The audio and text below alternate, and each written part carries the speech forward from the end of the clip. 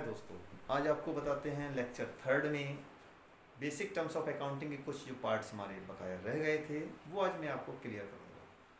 तो इसमें आपका नेक्स्ट पॉइंट आता है ड्राइंग, DRAWING। ड्राइंग मीन्स होता है आहरण,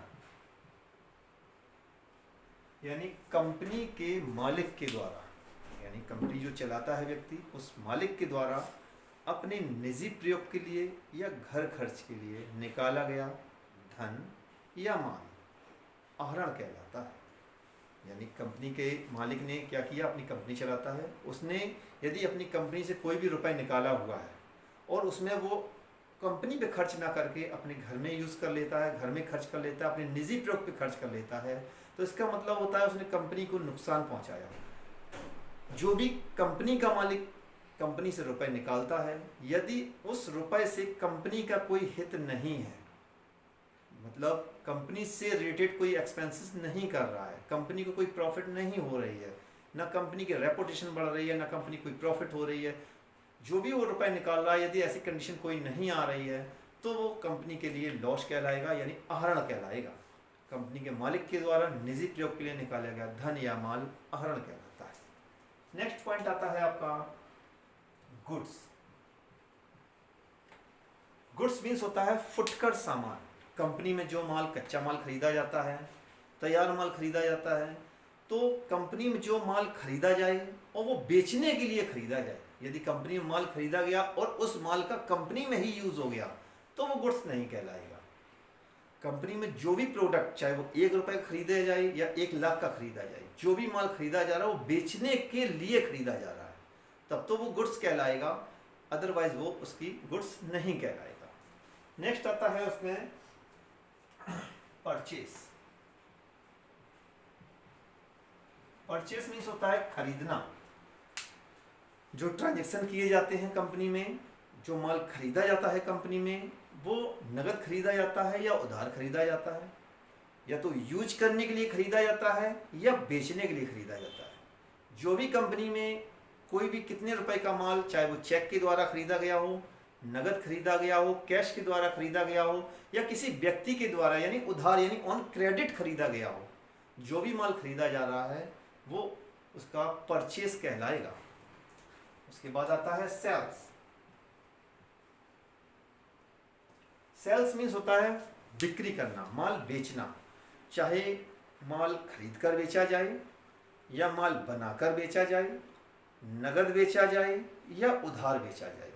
जो भी कंपनी में माल बेचा जा रहा है यानी सेल किया जा रहा है, वो सेल्स के लेजर में उसको अप्लाई कराना, यानी टोटल सेलिंग में वो दिखाना पड़ेगा कि इतने रुपए की कंपनी ने बिक्री की। उसके बाद आता है आपका पेटी कैश। पेटी कैश क्या होता है? होता ये कैश ही है, बट एक सीनियर अकाउंटेंट के द्वारा एक जूनियर अकाउंटेंट को जो कंपनी के खर्चों से संबंधित जो रुपए दिए जाते हैं वो पेटी कैश कहलाता है। जैसे मान लीजिए आपकी कोई हेड ब्रांच चला रहे हैं आप, उसमें हेड ऑफिस से ब्रांच को कुछ रुपए दिया जाता है, ब्रांच के खर्चों से संबंधित, ब्रांच में जो एक्सपेंसेस होते हैं उन खर्चों से संबंधित जो रुपए हेड ऑफिस से ब्रांच को रुपए दिया जा रहा है वो कैश नहीं, पेटी कैश कहलाएगा। क्योंकि हेड ऑफिस में सीनियर अकाउंटेंट बैठा हुआ है और सीनियर अकाउंटेंट के अंडर में यानी जो ब्रांच में बैठा हुआ है वो जूनियर अकाउंटेंट बैठा हुआ है, तो सीनियर अकाउंटेंट से जूनियर अकाउंटेंट को जो रुपए सेंड किया जा रहा है, हेड ऑफिस से जो रुपए ब्रांच को दिया जा रहा है, वो पेटी कैश कहलाता है। उसके बाद मैं आपको बताता हूं, एक होता है कैश, एक होता है कैपिटल। एक होता है कैश, एक होता है कैपिटल। कैश को हम रोकड़ कहते हैं और कैपिटल को हम पूंजी कहते हैं, और ये दोनों बराबर रुपया। कैश को हम रोकड़ कहते हैं, कैपिटल को हम पूंजी कहते हैं, और ये दोनों बराबर रुपया।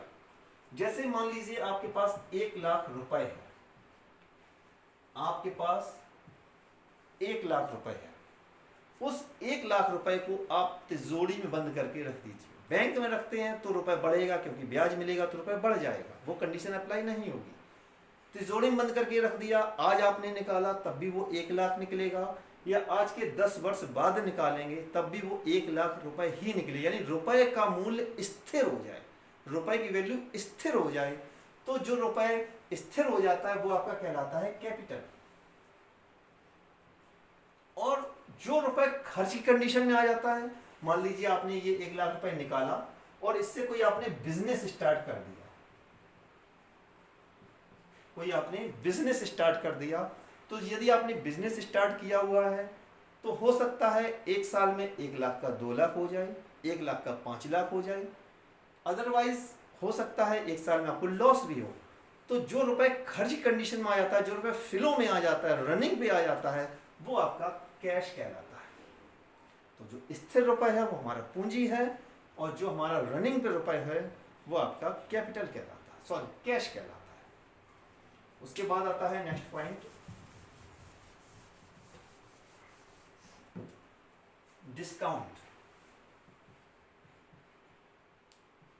यानी कटौती, कटौती या छूट। ये एक ऑफर होता है ग्राहकों को लुभाने के लिए।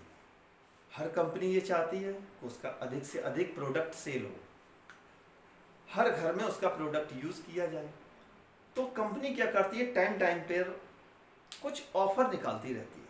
जैसे ऑफर निकालती है 1 के साथ 1 फ्री, 1 बाई 1 गेट 1 फ्री का ऑफर निकालती है, या कुछ परसेंटेज का डिस्काउंट निकालती है। जैसे मान लीजिए उसने कहा कि जो भी व्यक्ति 1 तारीख से लेकर 10 तारीख के बीच में कोई भी माल परचेस करता है, 1 पीस परचेस करे या 10 पीस परचेस करे, उसको 10% का डिस्काउंट देंगे।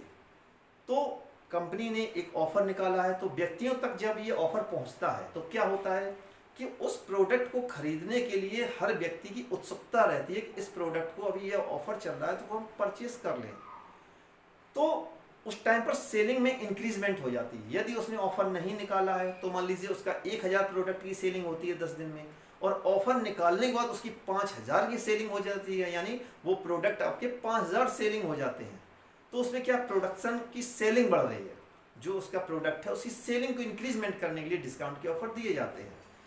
ये 2 टाइप्स के होते हैं, एक होता है कैश डिस्काउंट यानी नगद कटौती,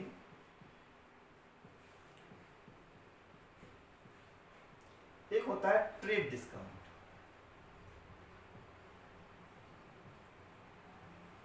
यानी व्यापारिक कटौती।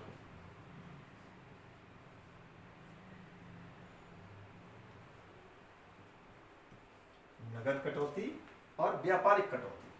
अब ये क्या होते हैं, जैसे सपोज कीजिए कोई मोबाइल 10,000 रुपए का है, कोई मोबाइल का प्राइस 10,000 रुपए का है, उस पर ये ऑफर निकलता है कि आप यदि 1 तारीख से और 10 तारीख के बीच में इस मोबाइल को परचेस करते हैं तो आपको 10% का डिस्काउंट कंपनी की तरफ से दिया जाता है। यानी कोई ऑफर निकलता है, 10,000 का कोई मोबाइल है, उस पर 10% का डिस्काउंट दिया जा रहा है। तो ऑफर टर्म्स और ड्यूरेशन में 1 तारीख से 10 तारीख तक का है। तो कंपनी ने 10,000 रुपए पर कितना डिस्काउंट दिया, 1,000 रुपए का, 1,000 रुपए का डिस्काउंट दिया। यानी वो मोबाइल कस्टमर ने 9,000 रुपए का परचेस किया। यदि कस्टमर को ये लिखना पड़े कि मोबाइल उसने कितने का खरीदा, तो वो क्या लिखेगा कि एक मोबाइल उसने 9,000 रुपए का खरीदा, उसको डिस्काउंट से कोई मतलब नहीं। कस्टमर को डिस्काउंट से कोई मतलब नहीं कि दुकानदार ने उसको 1 रुपए का डिस्काउंट दिया, 10 रुपए का दिया, 1,000 का दिया या 5,000 का दिया, उससे कोई मतलब नहीं होता है। वो तो ये देखता है कि वो मोबाइल उसने कितने का खरीदा, यानी एक्चुअल अमाउंट को देखता है जो उसके पास से गया होता है, उसको उसने नोट किया। तो जो डिस्काउंट शो नहीं करा रहा है, जो कस्टमर डिस्काउंट की वैल्यू शो नहीं की है, वो डिस्काउंट आपका कहलाता है कैश डिस्काउंट। जी हाँ, जो 10,000 का प्रोडक्ट था, 1,000 रुपये डिस्काउंट दिया गया, 9,000 रुपये का खरीदा, यदि कस्टमर ने 9,000 का खरीदा है, उसको यदि लिखना पड़े, मैनुअली लिखना पड़े, अपने अकाउंट मेंटेन में लिखना पड़े, तो वो ये लिखेगा कि उस मोबाइल को उसने 9,000 रुपए का परचेज किया। तो जो डिस्काउंट की वैल्यू शो नहीं कराई जा रही है वो डिस्काउंट कहलाएगा आपका कैश डिस्काउंट, यानी जिसकी वैल्यू शो नहीं कराई जाती है। जबकि ट्रेड डिस्काउंट में एक रिटेलर हो या एक विक्रेता है, उसने 10,000 रुपए का प्रोडक्ट बेचा, 10,000 का माल बेचा, 10,000 का मोबाइल था, उसने 9,000 का बेचा, यानी उसको 1,000 रुपए पर मोबाइल डिस्काउंट लगा। कहने का मतलब है यदि ये डिस्काउंट उसने ना दिया होता तो हो सकता है ये प्रोडक्ट सेल ना हुआ होता। तो यानी कहने का ये मतलब है कि उस मोबाइल को बेचने पर 1,000 रुपए का एक्स्ट्रा खर्च आया, तो वो इस 1,000 रुपए को कौन, जो माल बेच रहा है, तो वो उस 1,000 रुपए को खर्चे के रूप में दिखाएगा। वो खर्चा ट्रेड डिस्काउंट के नाम से फिल किया जाएगा, लिखेगा वो कि ट्रेड डिस्काउंट 1,000 रुपए ट्रेड डिस्काउंट, रिसीविंग अमाउंट 9,000 रुपी, डिस्काउंट अमाउंट 1,000 रुपी इक्वल 10,000 रुपी। ऐसे वो 10,000 रुपए अपना दिखाएगा कि 1,000 रुपए उसने खर्चा किया है उस प्रोडक्ट को बेचने पर, तो वो खर्चे के रूप में उस 1,000 रुपए को शो कराएगा। उसके बाद आता है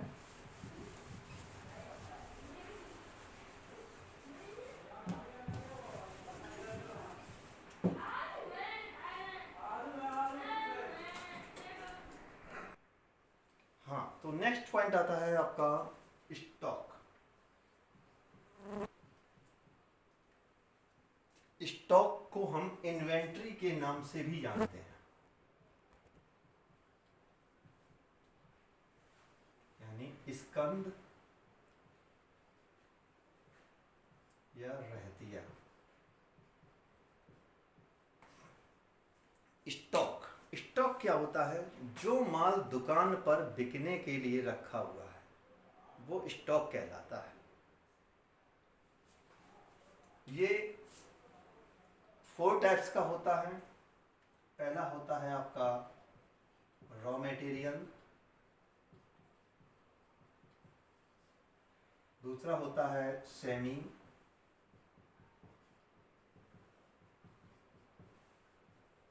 finish goods, work in process और finish goods.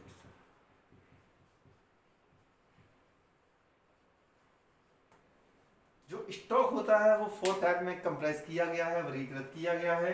Raw material, raw material means होता है कच्चा माल। जो माल, जैसे कोई कंपनी प्रोडक्शन कंपनी है वो माल बनाती है, तो उसके लिए जो रॉ मटेरियल आता है, कच्चा माल आता है, वो रॉ मटेरियल कहलाता है।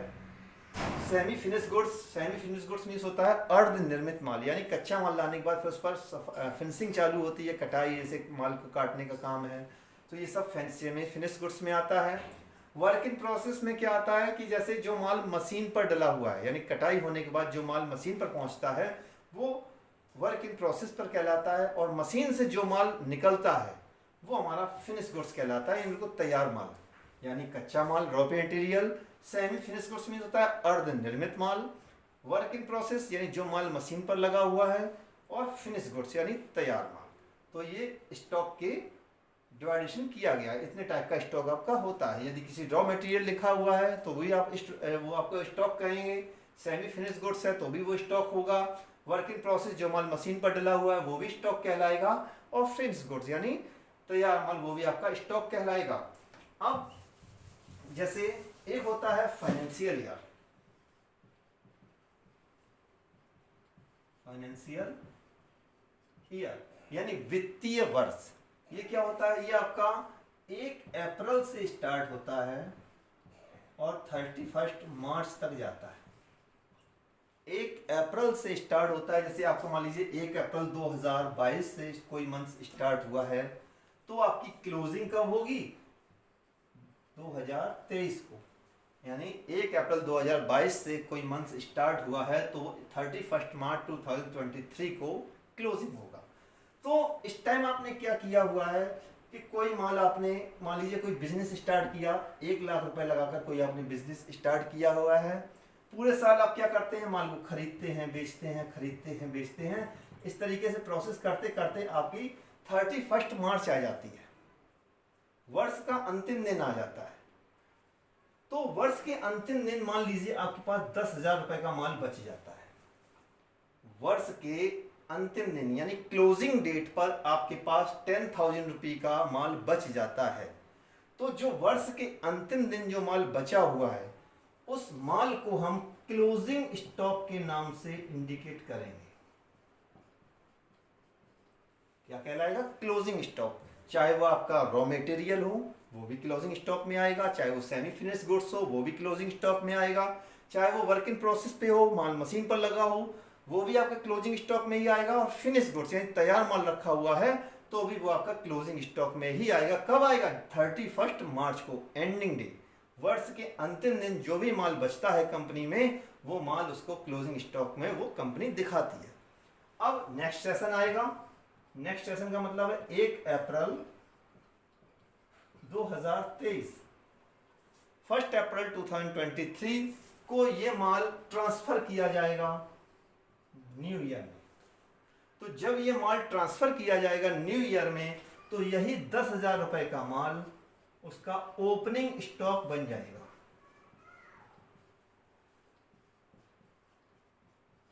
तो यही माल उसका ओपनिंग स्टॉक बन जाएगा। उसके बाद आता है आपका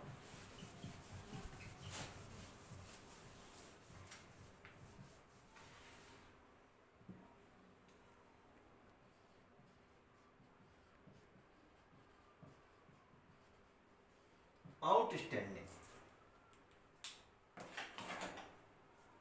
यानी अदत्त व्यय।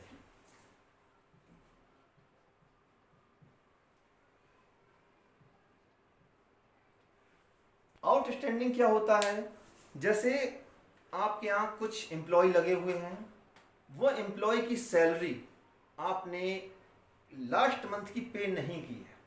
मान लीजिए उसकी 2 या 3 महीने की सैलरी उस एम्प्लॉय ने उस कंपनी से नहीं लिया है, उसकी 2 महीने की सैलरी एम्प्लॉय को लेना बाकी, कंपनी से सैलरी लेना बाकी। एम्प्लॉय की जो सैलरी है उसने कंपनी से सैलरी को नहीं लिया है, 2 या 3 महीने की बकाया सैलरी है, तो कंपनी उसकी बकाया सैलरी को जो कंपनी को देना बाकी है वो आउटस्टैंडिंग के रूप में शो करेगा। वही यदि उस एम्प्लॉय ने कंपनी से सैलरी एडवांस ले रखी है, मान लीजिए कि किसी एम्प्लॉय ने 2 महीने की सैलरी एडवांस कंपनी से ले ली, तो वो सैलरी उसकी प्रीपेड कहलाएगी। तो वो क्या कहलाएगा? प्रीपेड कहलाएगा, यानी पूर्वदत्त व्यय, पूर्वदत्त। ठीक। उसके बाद आता है आपका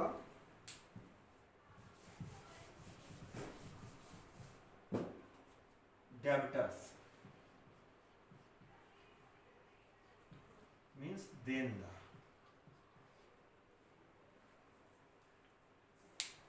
कंपनी जिस व्यक्ति को उधार माल बेचती है, कंपनी जिस व्यक्ति को उधार माल बेचती है, वह व्यक्ति कंपनी के लिए डेबिटर्स कहलाता है। इन अदर वर्ड्स, जो व्यक्ति कंपनी को रुपए देता है, जो व्यक्ति कंपनी को रुपए देता है, कौन सा रुपए देता है? जो उसने या तो कंपनी से रुपए उधार लिया हुआ है या कंपनी से माल उधार लिया हुआ है, तो वह व्यक्ति कंपनी के लिए डेबिटर्स कहलाएगा। यानी कंपनी जिस व्यक्ति को उधार माल बेचती है, वह व्यक्ति कंपनी के लिए डेबिटर्स कहलाता है। और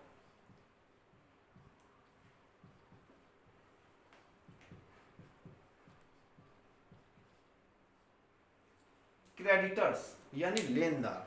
यदि कंपनी किसी व्यक्ति को उधार माल बेच सकती है, तो कहीं ना कहीं से वो माल उधार खरीद भी लेती है। तो कंपनी जिस व्यक्ति से उधार माल खरीदेगी, वह कंपनी उस कंपनी के लिए क्रेडिटर्स कहलाएगी। यानी मान लीजिए कोई कंपनी है, उसने किसी व्यक्ति से उधार माल खरीदा, तो वह व्यक्ति कंपनी के लिए क्रेडिटर्स कहलाएगा। कहने का मतलब कंपनी उसकी ऋणी हो गई, तो कंपनी उस व्यक्ति को पेमेंट करेगी, तो वो व्यक्ति जिसने कंपनी को माल दिया है वो व्यक्ति कंपनी के लिए क्रेडिटर्स कहलाएगा। और डेब्टर्स को हम एसेट्स लायबिलिटीज में यानी बैलेंस शीट में एसेट साइड शो कराते हैं, जबकि क्रेडिटर्स को बैलेंस शीट में लायबिलिटीज के साइड शो कराया जाता है।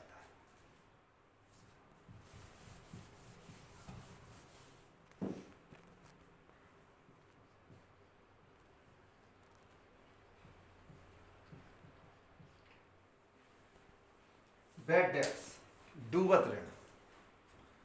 जैसे कंपनी ने किसी व्यक्ति को उधार माल बेचा था, वह व्यक्ति कहीं भाग गया या वो कंपनी या वो व्यक्ति एक्सपायर हो गया, जो रुपए प्राप्त नहीं कर पा रही कंपनी, कई वर्षों तक उसको पेंडिंग में रखे है और फिर भी वो पेमेंट नहीं रिसीव हो रहा है कंपनी को, तो वह उस उतना रुपए वो डेट्स में डाल देगी, यानी डूबत ऋण। जो उसने लोन दिया था, जो माल उधार बेचा था, वो डूब गया, उसको बैड डेट्स में शो करा देती है। उसके बाद आता है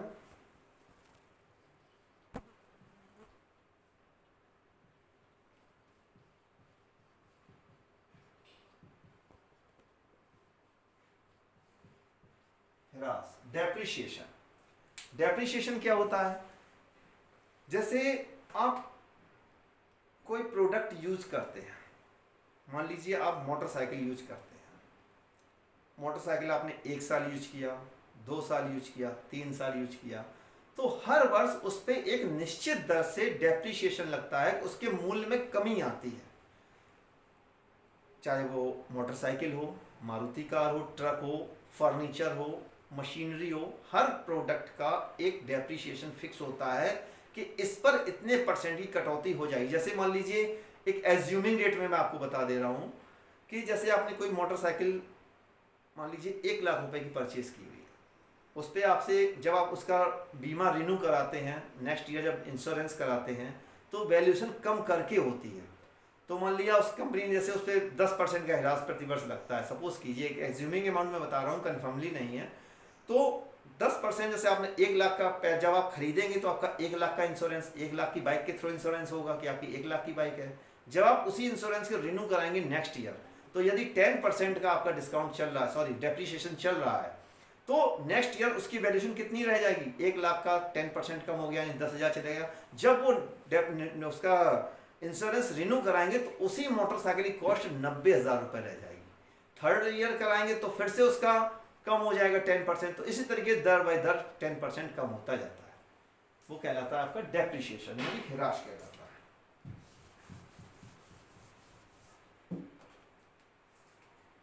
एक्सपेंसेस, खर्चे। कंपनी जो भी रुपए एक्सपेंसेस पे खर्च करती है, जैसे रेंट है, किराया है, इंश्योरेंस है, बीमा है, कंपनी के वर्कर्स की सैलरी है, कोई फ्राइट है यानी भाड़ा है, कोई उसने मान लीजिए वेजेस दिया है, मजदूरी, इन सभी पर जो कंपनी के छोटे छोटे खर्चे होते हैं उन पर जो खर्च करती है कंपनी, वो उसके एक्सपेंसेस कहलाते हैं। और इनकम यानी आय, कंपनी को कोई डिस्काउंट मिल गया, कंपनी को कोई कमीशन मिल गया, कंपनी को कोई इंटरेस्ट मिल गया, तो ये सभी उसके इनकम्स कहलाते हैं। धन्यवाद दोस्तों, कोशिश करता हूँ, आशा करता हूँ कि आपको वीडियो समझ में आया होगा। धन्यवाद।